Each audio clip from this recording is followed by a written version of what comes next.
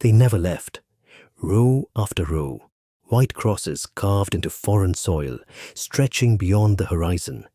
In places like Normandy and a quiet Dutch town called Magraten, strangers still kneel, placing flowers on graves of men they never met. Not family, not blood, a debt, a promise, an 80-year-old promise so sacred that today there is a waiting list just to care for the dead. And yet, cut to now, 2026. European leaders accuse America of hostility, of dismemberment, of treating Europe like a vassal. So what happened? How does an alliance built on sacrifice, sealed in blood, collapse into suspicion, defiance, and talk of separation? How do you go from liberation to betrayal? The transatlantic alliance was never just political. It was buried, literally. Over 521,000 American lives lost across 2 world wars, on land that wasn't theirs, for people they didn't know.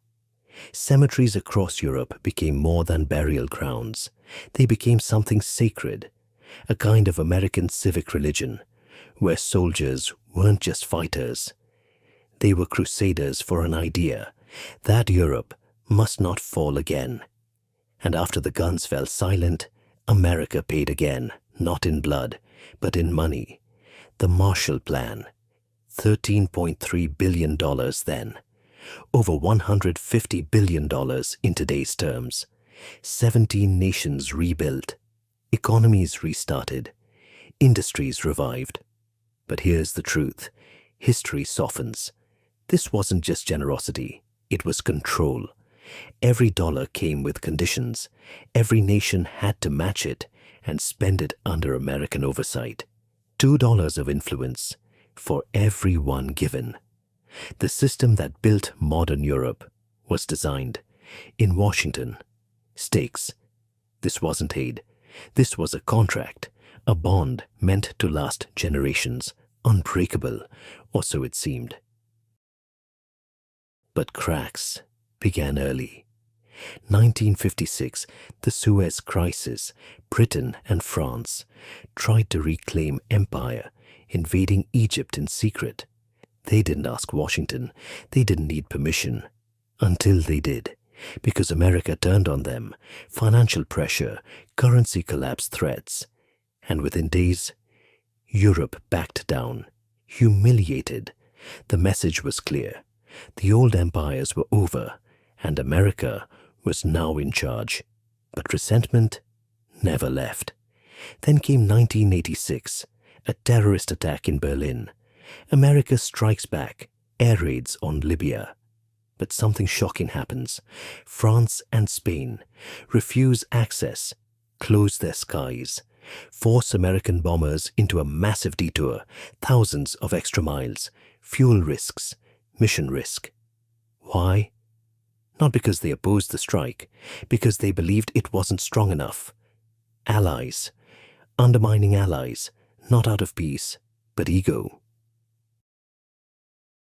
Then came the quiet war, not with tanks, but satellites, GPS, owned by the US military, the backbone of global navigation. And Europe realized something terrifying. America could turn it off anytime, so Europe built its own system, Galileo. More precise, civilian-controlled, independent. America didn't like it. At one point, officials even implied, in a conflict, they might destroy it. Let that sink in. Allies considering taking down each other's infrastructure. Why? Because dependence had become a liability. This wasn't cooperation anymore. This was decoupling by design.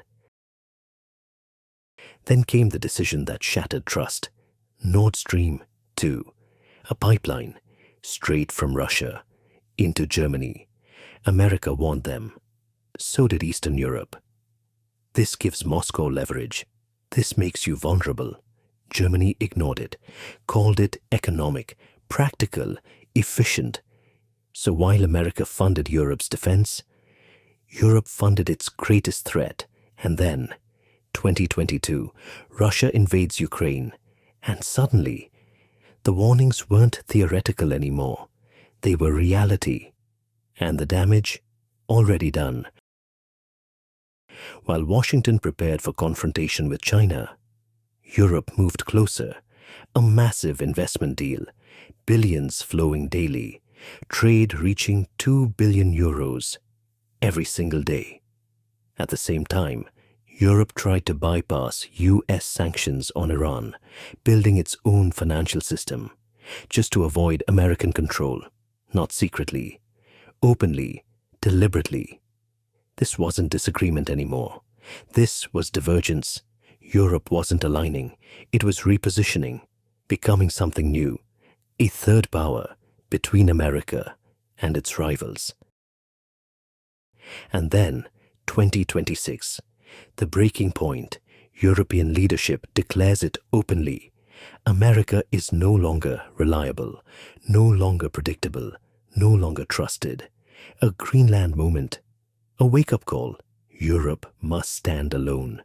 And then comes the number, 5% of GDP, a historic commitment, military spending, infrastructure, security.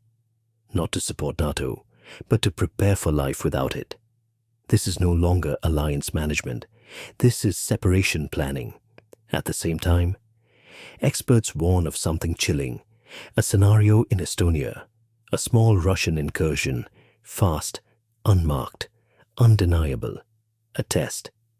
And the real question isn't Russia, it's this. Will America respond or hesitate? Because if it hesitates, the alliance doesn't just weaken, it collapses. And so we return to the graves, to Magraten, where ordinary people still keep the promise alive, still remember, still honor. But above them, something has changed. The bond forged in war is fading in peace, not because it failed, but because it succeeded too well. Europe is stable, prosperous, strong enough to walk away. This is the paradox. America built a Europe that no longer believes it needs America. And now, the question isn't whether Europe betrayed the alliance. The question is, was this always inevitable? The real danger isn't disagreement. It's erosion, a slow drift, where shared sacrifice is forgotten and replaced by calculation, because the next crisis won't wait for unity. And if the alliance fractures in that moment, there won't be time to rebuild it. History won't repeat itself. It will escalate. So tell me, is this the end of the greatest alliance in history, or just the final stage of a 100-year evolution? Was Europe right to break free? Or did it forget the cost of its freedom? Comment your answer below. If you want more deep geopolitical breakdowns like this, like the video and subscribe to World Power Files, because the next fracture is already forming. Watch our other deep historical and geopolitical breakdown videos to open up your perspectives. See you in the next video.